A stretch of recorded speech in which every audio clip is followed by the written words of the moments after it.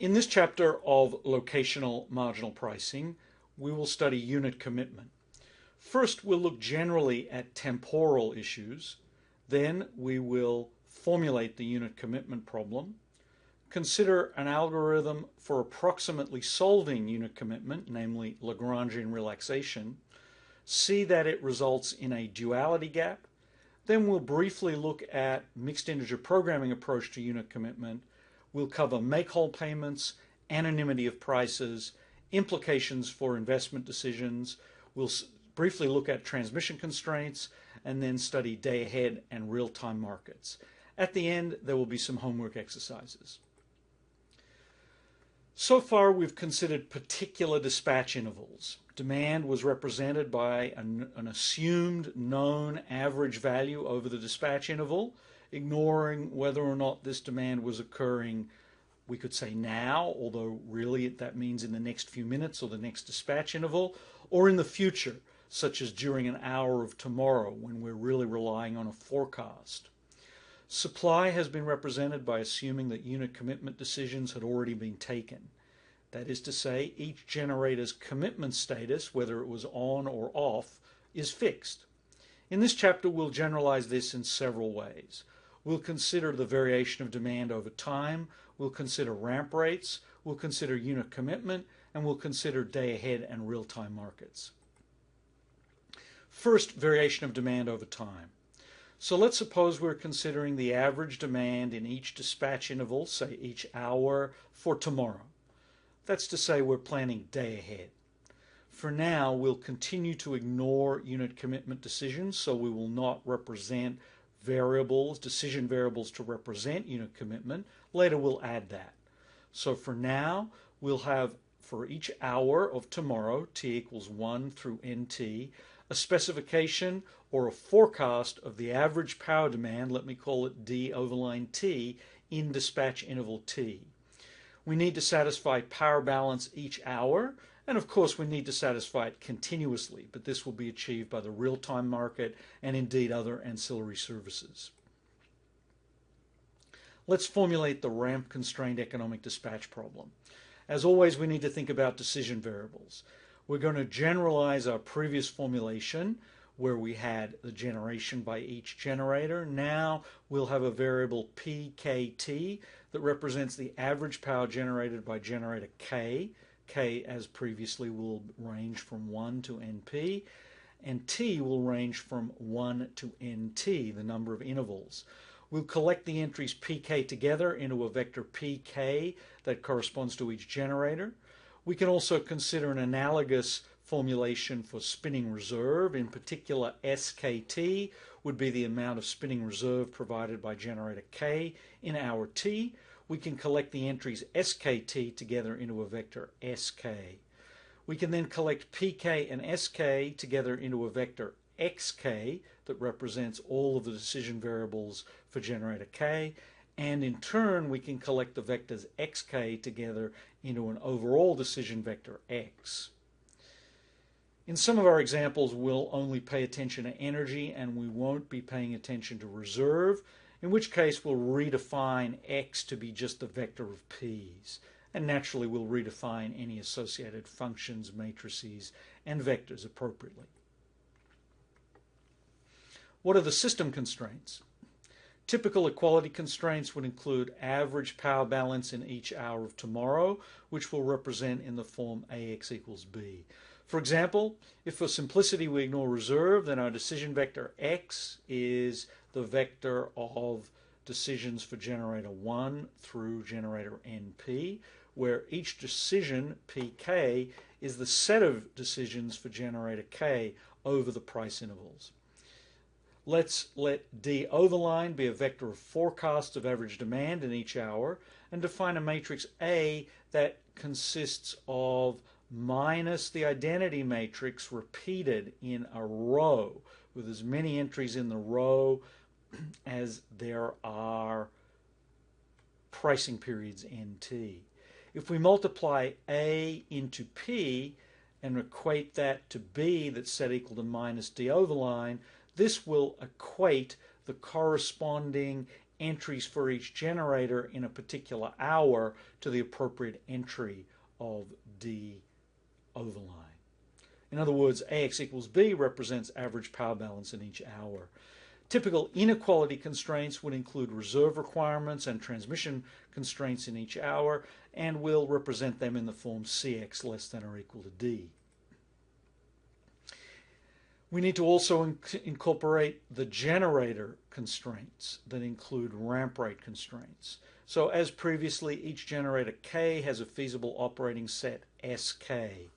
That would represent the minimum, maximum generation and spinning reserve constraints, but it would also represent intertemporal constraints in the specification of Sk that limit, for example, the change in average production from one hour to another.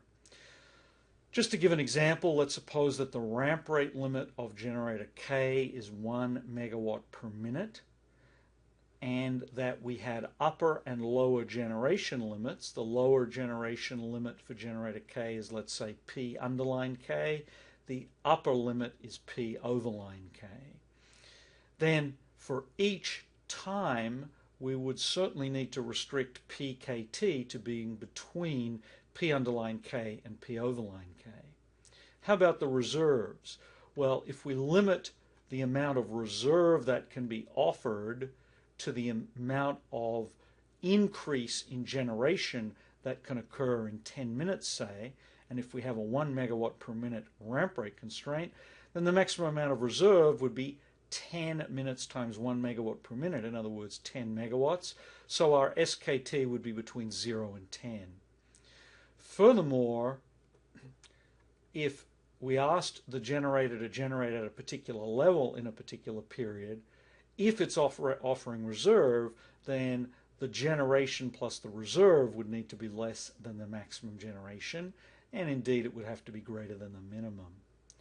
Furthermore, if we enforce our ramp rate constraint on generation from period to period, we would find that we would need to require that PKT was no greater than PKT minus 1, the generation in the previous period, minus 60 megawatts being the amount of ramp down that could occur in an hour.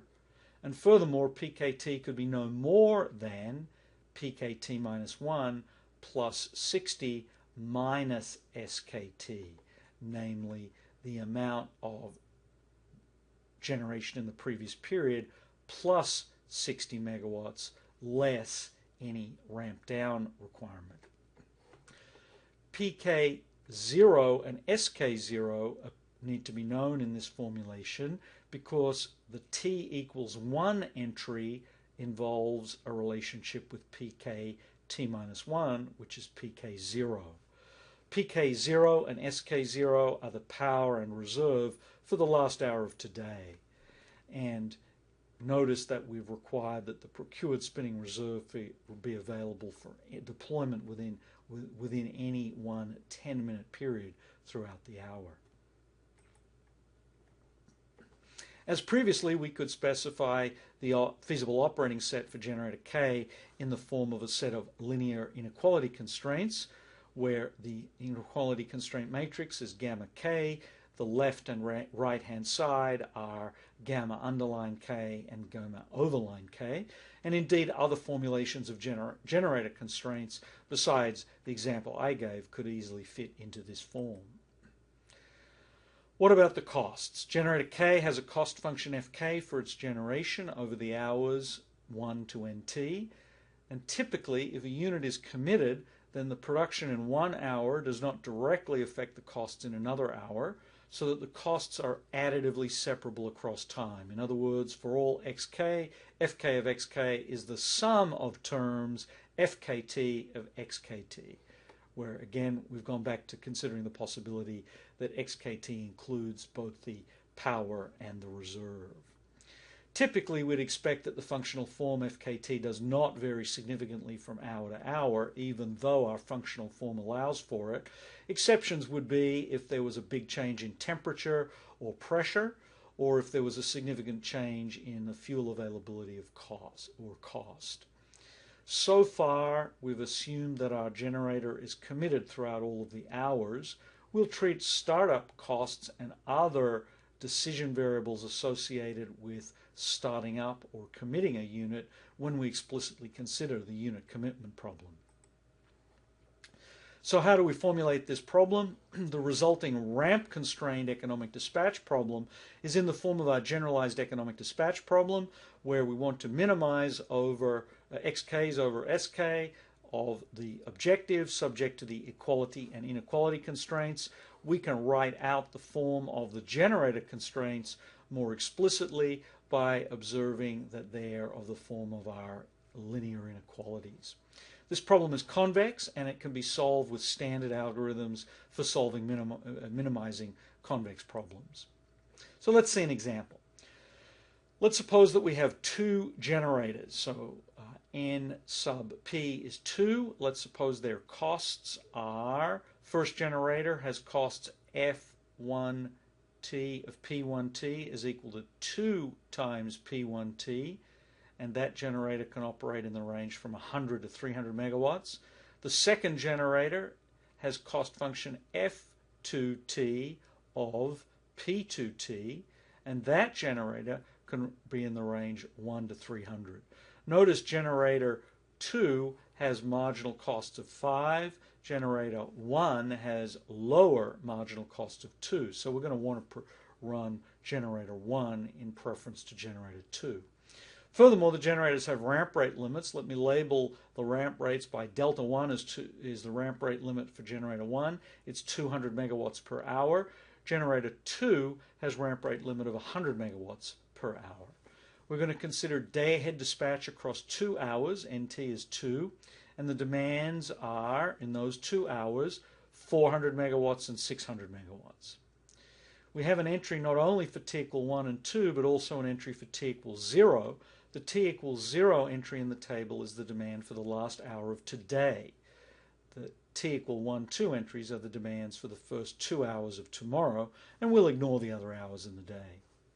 We'll specify the generation of generator 1 and 2 in the last hour of today, and we'll assume they're both generating at 100 megawatts, so they're meeting the demand. We're going to ignore reserve requirements, so the only system constraint is supply-demand balance, and we'll solve the ramp rate constrained economic dispatch problem. The generator constraints are that the generators operate between minimum and maximum limits, and that their change is no more than delta k. And we can represent that in our general form by defining left and right hand sides in a matrix as follows. My left hand side vector is p underline k, right hand side p overline k is the first entry. The first row of gamma k is 1, 0. Multiplying gamma k into pk picks out pk1, and so that first constraint enforces that pk1 is between pk underline and pk overline. The third constraint similarly enforces that pk2 is between minimum and maximum limits. The second constraint again multiplies a row 1, 0 into xk, which picks out pk1, and it requires that pk1 be greater than or equal to pk0 minus delta 0 and be less than or equal to pk0 plus delta 0. So that enforces the ramp rate constraint between the end of the previous day, the pk0 value, given the ramp rate limit. The fourth constraint enforces the ramping between period 1 and period 2. The row of gamma k multiplied into pk gives us p2 minus p1 and requires that p2 minus p1 is greater than or equal to minus delta k and less than or equal to delta k, enforcing this constraint for t equal 2. We'll label Lagrange multipliers in these generator inequality constraints as respectively mu underline k and mu overline k corresponding to the lower bound and upper bound constraints. Since generator 1 is the cheaper generator, we'd prefer to use it instead of generator 2.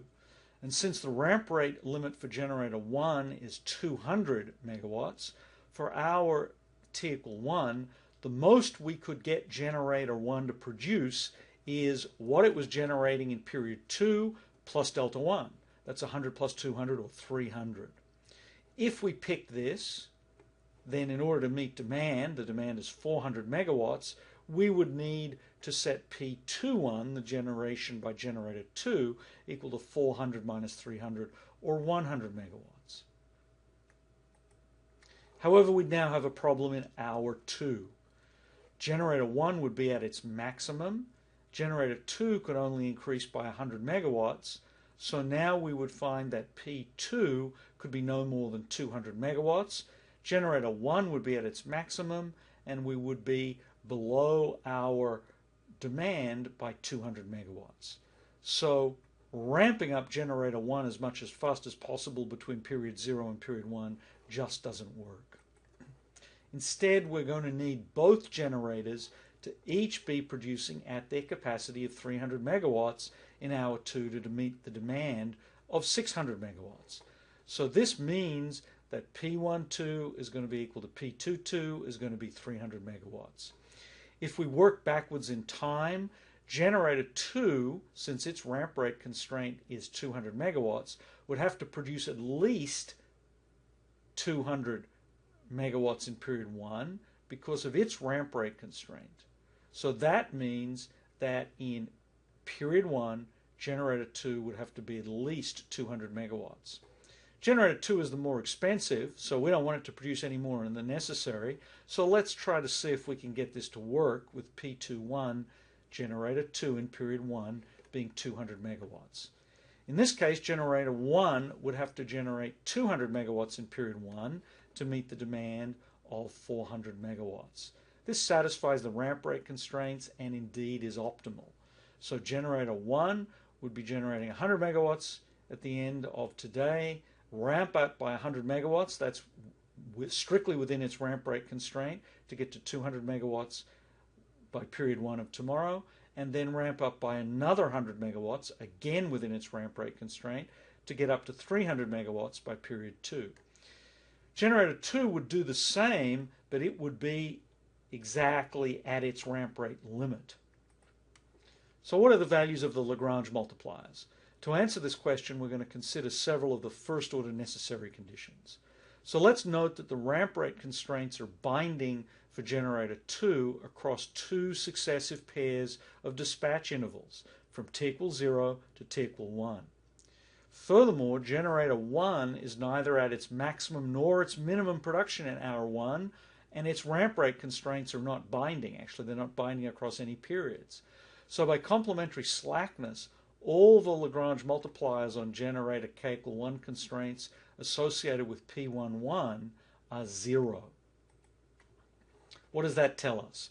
Well, by the first order necessary conditions for generator 1 associated with P11, what we find is that 0 is equal to gradient F11 evaluated at the optimal value minus lambda 1 star minus terms involving the generator constraint matrices and Lagrange multipliers.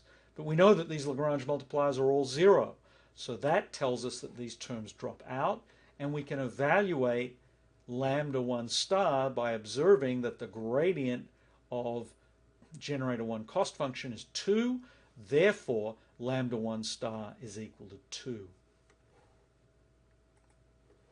How about generator 2? It's at its maximum in hour 2. Its ramp rate constraint is binding from hour 0 to 1, and its ramp rate constraint is binding from 1 to 2. So the binding generator constraints for generator 2 are, for generator 2 in period 2, it's at its limit. That is to say, the Lagrange multiplier mu22 overline star capacity could be non-zero. The ramp rate constraint from period 0 to period 1 is binding, and in particular P21 is less than or equal to, can get up to no more than P20 plus delta 2. That Lagrange multiplier is mu 21 ramp over line star. That could be potentially non-negative. And similarly, the generator production in period 2 is less than or equal to P21 plus delta 2.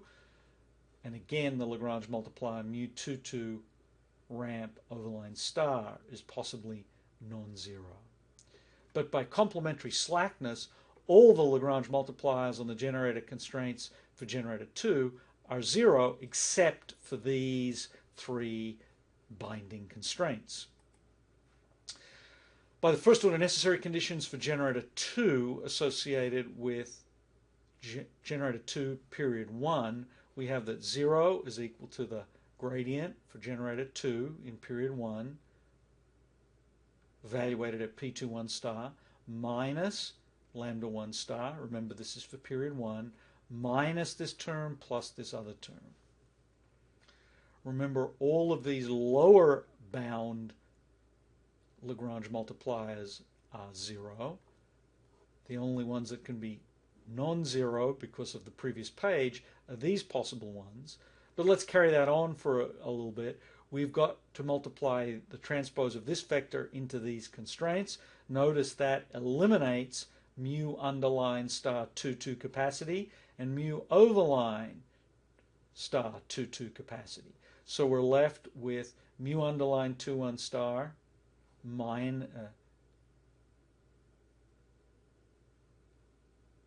plus mu 2 ramp plus u2 ramp, and we've got minus those terms, and then we've got plus mu 2 overline star capacity plus mu 2 ramp overline star minus mu 2 ramp overline star. I think I got the sign of this one wrong. We've got a minus 1 here, corresponds to that. Minus 1 corresponds to that. Minus 1 corresponds to this one. But all of these guys are eliminated because those guys are 0. Furthermore, mu 2 star capacity is 0. We're left with mu 2 ramp overline star, mu 2 ramp overline star. Notice that this gradient is 5. This value we've evaluated on the previous page is 2. So we get that 3 plus this Lagrange multiplier minus this is equal to 0. Therefore, rearranging, we find that mu 2 ramp overline star is equal to mu 2 ramp overline star plus 3. By the first order necessary conditions for generator 2 associated with P22, we find similar expression, gradient F22 P2 star minus lambda 2 star minus gamma 22 transpose mu underline 2 star plus gamma 22 transpose mu 2 overline star. Again, eliminating the terms that we know to be 0 because of complementary slackness, we're just left with mu 2 overline star and mu 2 ramp overline star, mu 2 capacity overline star, mu 2 ramp overline star, and again, since the gradient of F22 is 5, we're left with 5 minus lambda 2 star plus these two Lagrange multipliers. So from that, we can observe that lambda 2 star is equal to 5 plus the sum of these Lagrange multipliers. Summarizing, we have two relations amongst these several values. Let's try to find a non-negative solution for these two equations in principle, in actually 3 variables. I've written 4 variables there, but in fact there are only 3 variables. What we do is we try out mu 2 ramp overline star equal to 0. We're effectively pretending or hypothesizing that the constraint is only just binding. From the first expression, this gives us mu 2 ramp overline star is equal to mu 2 ramp overline star plus 3, which gives us a value of 3. then let's also set mu22 overline star capacity equal to 0. Again, we'll hypothesize that the constraint is just binding, and what we find then is that lambda 2 star is equal to 5 plus 0 plus 3, which is equal to 8. In fact, we've just found one possible solution. Excuse me, there are 4 variables. I've repeated mu22 ramp here, but the other unknown is lambda 2 star. In these 4 variables with 2 equations, we've got multiple solutions. This is one of them. These particular values constitute one of multiple solutions for the Lagrange multipliers. And any other solution of the 2 equations having non-negative values for the Lagrange multipliers on the inequality constraints would also provide valid large Lagrange multipliers for this problem. How do we turn that into offer-based economic dispatch? Well, as always, we need generator offers. Generator K makes an offer for its generator. The offer is usually required to be separable across hours. Sometimes market rules require the offer for each hour to be fixed, independent of T. That's the case in PJM. Sometimes the offer can vary from hour to hour, as in ISO New England, New York ISO, and ERCOT. Market rules on fixed versus varying offers can affect the exercise of market power, and if you're interested in that topic, please check out my market power class. Let's assume, however, that the offers reflect marginal costs, so that the offer for generator K is in fact the gradient of the corresponding cost.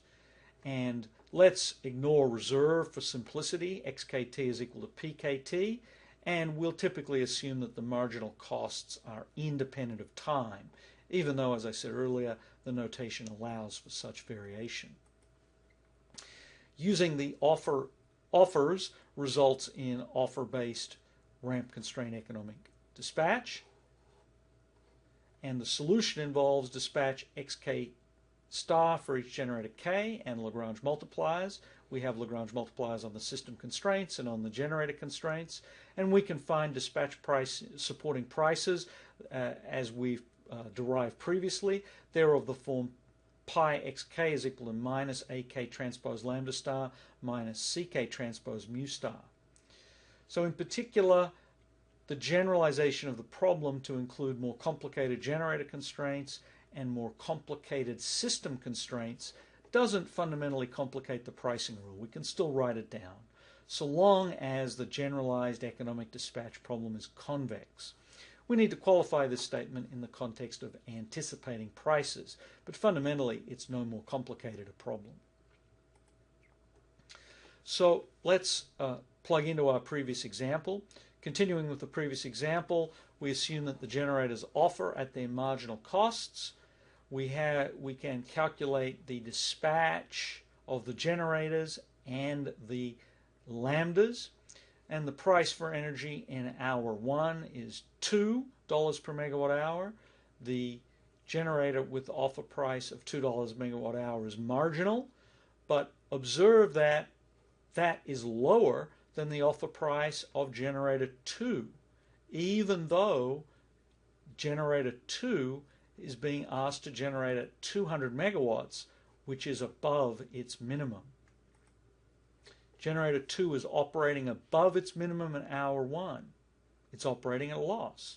It could reduce its operating losses if it operated at its minimum, for example, in hour t equal 1. Remember that dispatch supporting prices are meant to be consistent with profit maximization. So why would that generator operate above its minimum when the price is only 2? Well, the reason is that the price for energy in hour 2 is $8 a megawatt hour, and that's higher than the offer price of both generators. The price in hour 2 is necessary to induce generator 2 to produce at a loss in hour 1.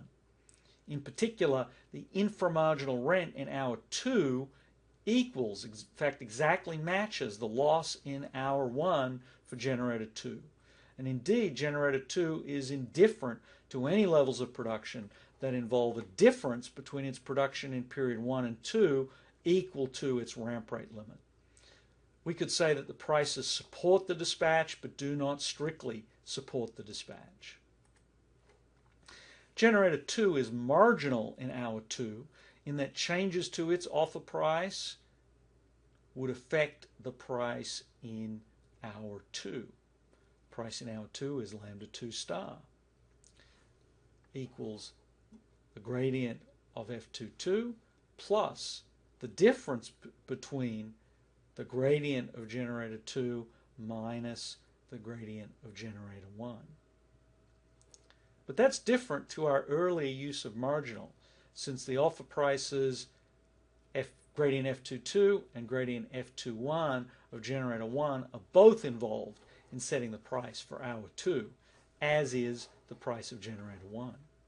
The prices are above the highest marginal cost because there are binding ramp rate constraints. We also saw, you'll remember, that prices can rise above the highest offer price in the presence of binding transmission constraints. Well, this example is somewhat unrealistic. Ramp rate constraints are typically not binding across multiple hours in ERCOT. Having said that, increased wind generation may change this in the morning ramp up of demand and the evening ramp down of demand. Furthermore, the more expensive generator has the tighter ramp constraint. ERCOT day-ahead market, furthermore, does not represent ramp rate constraints. So it's kind of unrealistic. I put it together because I wanted to illustrate that intertemporal constraints in themselves doesn't lead to complications, except insofar as this particular example requires anticipation of prices across multiple periods in order to solve it. Anticipation across multiple periods, more than 2 periods, is not always necessary for finding the ramp constraint optimum. You can check that out in our homework exercise 10.2. Anticipation works and would be fine in day-ahead markets, as we'll discuss in section 10.2, because day-ahead markets provide all of the prices to market participants for a full day at once, and therefore they can support anticipation. Having said that, as I mentioned a moment ago, the ERCOT day-ahead market doesn't currently represent ramp rate constraints. Some real-time markets do in fact represent ramp rate constraints across several dispatch intervals. The California market does, and PJM and Midwest ISO are implementing. The typical arrangement in this case is to solve a multi-interval dispatch and in some cases multi-interval unit commitment for several intervals, but to only commit to prices and dispatch for the next interval. In this case, the market participants need to anticipate prices if they're to be incented to ramp across multiple intervals. So if the market participants don't anticipate prices in subsequent intervals, or if these prices are not implemented, then the market cannot easily incentivize sequences of dispatch through time. Real-time markets can represent ramp rate constraints on the change in generation between the most recent interval and the next interval.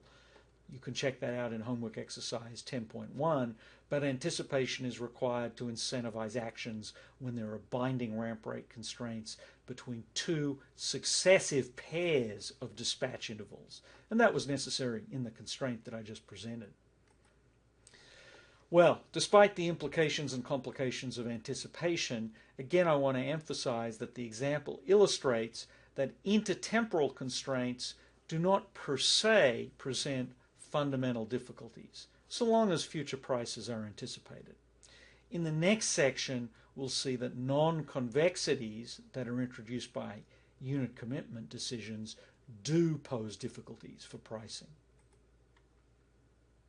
So let's look at the formulation of unit commitment. We're going to consider the commitment of generators in a day-ahead context. And in a typical day-ahead unit commitment problem, the ISO makes decisions today about commitment, dispatch, and prices for tomorrow.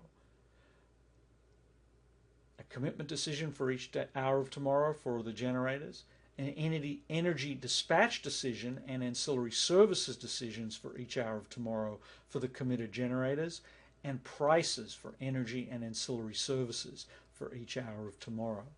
Our ramp-constrained example assumed that the generators that were being considered were already committed. In contrast to such economic dispatch problems, such as the ramp rate constrained economic dispatch problem we've considered, we're going to have to add integer variables to represent the commitment decisions in our unit commitment problem. Those integer decisions present difficulties in two related ways. First of all, solving the problem is much more difficult because the problem is no longer convex. Furthermore, it makes finding dispatch and commitment supporting prices difficult. In fact, in general, there will not be commitment and dispatch supporting prices. So let's first explicitly formulate the problem and then analyze one particular type of algorithm, namely Lagrangian relaxation, that approximately solves such problems.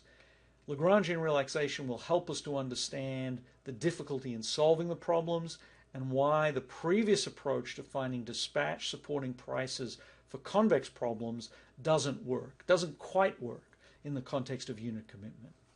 Then we'll look at incentives for how to provide incentives to generators to commit and dispatch consistently with the commitment and dispatch that's desired by the ISO. So first, decision variables.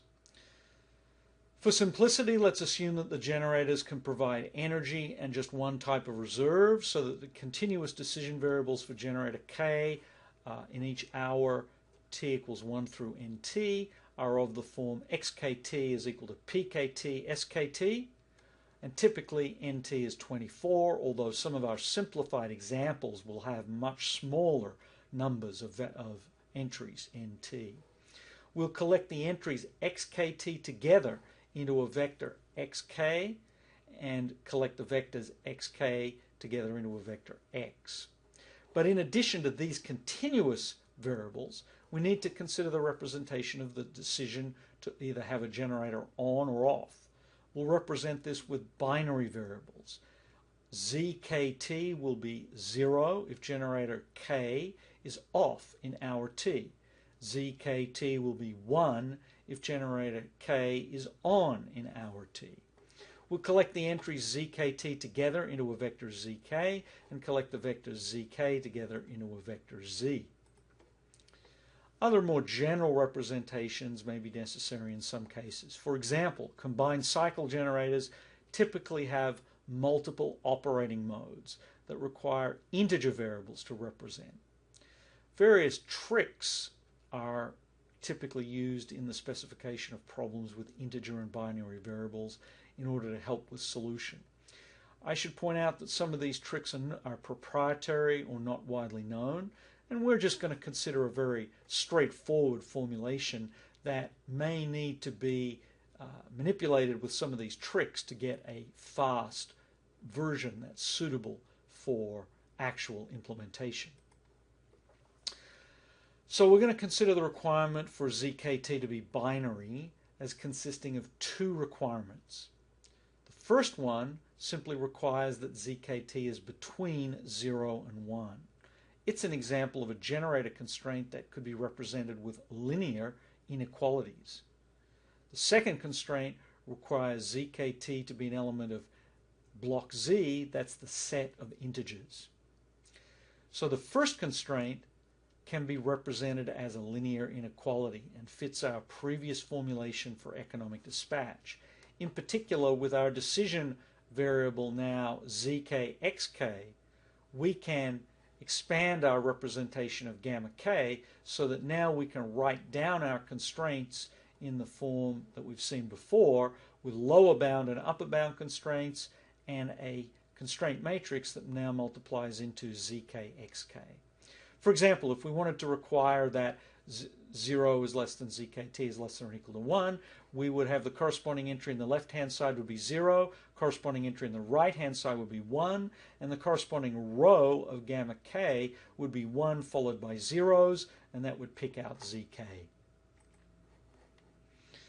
The requirement that zkt is integer valued, however, yields a non-convex feasible operating set. So our feasible set sk is that zk and xk is in the set of integers, integer nt vectors,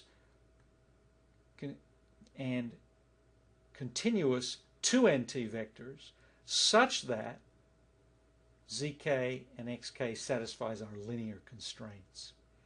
Because of this z term here, the unit commitment problem is a non-convex problem.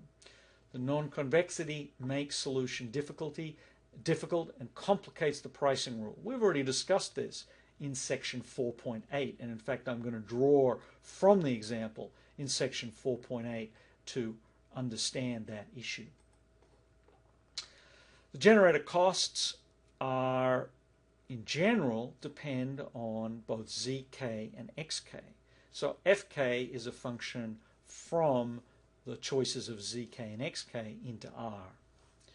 We'll generally assume that fk has been extrapolated to being a function on the whole of rnt cross r2nt. In other words, although it really only needs to be defined on this integer lattice, on the set of points where the zkt's take on integer values or binary values, we'll assume we've extrapolated it to be so that we could in principle plug in a continuous value.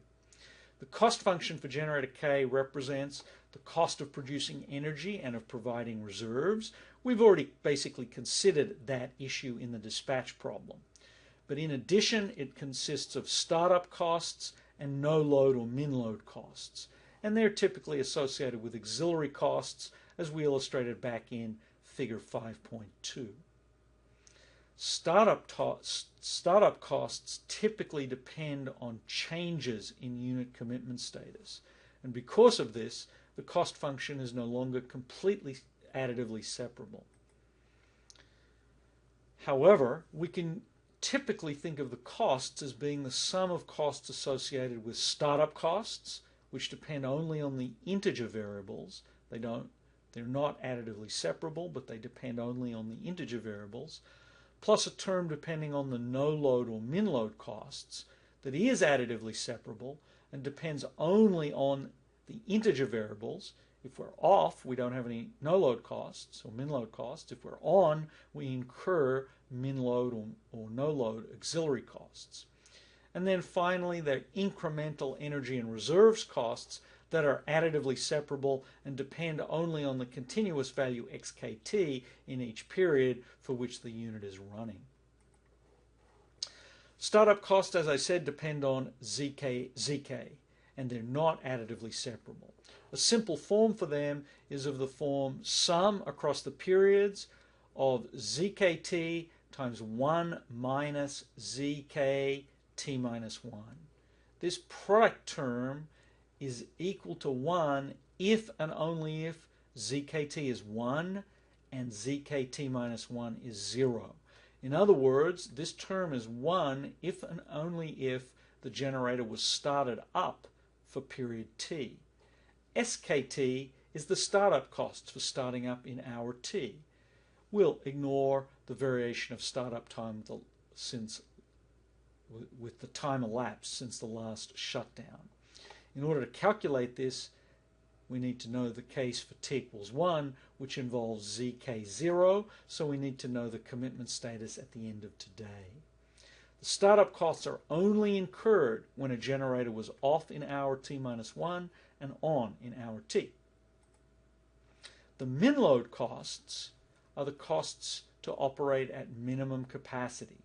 In other words, to operate at pk is equal to pk underline and sk equal to 0 during an interval when the unit is committed. Min load costs depend on zk and they're additively separable across time. In particular, if p underline k is the minimum load and f underline kt is the minimum load average energy costs per unit energy associated with operating at that minimum level, then the min load costs can be figured out by simply adding up over all of the intervals that the generator is on those costs. I can also evaluate it in principle by plugging into my function fk the values zk, 1 times p underline k, and 0. but it's easiest to think of this as simply the sum over the periods when the generator is on of the average min load costs times the min load power level, excuse me. Then if we're operating above that minimum level, we incur additional incremental energy and reserves costs. The incremental energy and reserves cost above the min load costs depend on xkt in each period for which the unit is running, and they're additively separable across time. They depend on terms that are simply the summation of terms fkt. So putting that all together, we can define the objective of the unit commitment problem to be the sum of the cost functions of the generators. We have system constraints. A typical equality constraints would include average power balance in each hour of tomorrow, which we'd represent in the form AX equals B. For example, as in section 10.1.2.2, if we ignore a reserve, we would have X is equal to P is equal to a collection of subvectors P1 through PNP, each of which is of the form pk is equal to pk1 through pknt. If we let d overline be a vector of forecasts of the average demand in each hour, let A be a matrix that consists of minus the identity matrix, multiple copies arranged in a row, B is equal to minus d overline, then AX equals B would represent the average power balance in each hour. Typical inequality constraints would include reserve requirements and transmission constraints in each hour, which we will represent in the form Cx is less than or equal to D. So putting that all together, we would obtain the unit commitment problem, minimize over each k the choices of zk, xk in sk of the cost subject to Ax equals B, Cx less than or equal to D. We can write that out with the generator constraints more explicitly represented. In principle, the ISO solves problem 10.1 for optimal commitment and dispatch, and we'll denote that by Z star, X star respectively. So Z star, X star means the solution of problem 10.1. In some examples in some of the development, we'll only consider energy and not reserve, in which case X, as in my previous example, will just consist of the vectors P. Finally, how would we specify the offers to the ISO? Well, building on offer-based economic dispatch, we'll still assume that the dependence of offers on power and reserves are specified as the gradient of costs with respect to power and reserves. We'll assume that the dependence of offers on power and reserves are required to be separable across time, so that in fact the offers are dfkt by dxkt across each time. And abusing notation somewhat, I'll write gradient fkt of xkt for this function with the commitment variable set, the appropriate commitment variable equal to 1, with the understanding that the offer function dependence on power and reserves is only meaningful if the generator is actually committed. In other words, if zkt is equal to 1. So the offers are specified by functions gradient fkt. Gradient fkt could have multiple columns, in particular if xkt has multiple entries. We'll call this collection of functions the incremental energy and reserve offers. To specify the startup costs, the values of SKT are required. To specify the min load costs, the value of the min load average energy costs, F underline KT, and the value of P underline K are required. So we'll assume that the generator specifies a startup offer that is assumed to be equal to its startup costs, and specifies a min load offer equal to its min load average cost, and also explains P underline. The offer cost function can then be reconstructed from the startup offer, the min load offer, the min load, and the incremental energy and reserve offers as follows. It's equal to the sum of the startup costs plus the min load costs plus the incremental energy offers, which we can calculate by integrating. It might be a vector integral of, for each hour in which the generator is running, the gradient of fkt multiplied into dykt integrated from ykt equals minimum production and zero reserves up to the level xkt. When we considered our economic dispatch problem, we only needed the ISO to know the gradients. In contrast to that, it's necessary to explicitly represent the cost function, not just its derivative, in order for the ISO to compare alternative costs of committing and dispatching different combinations of generators in problem 10.1.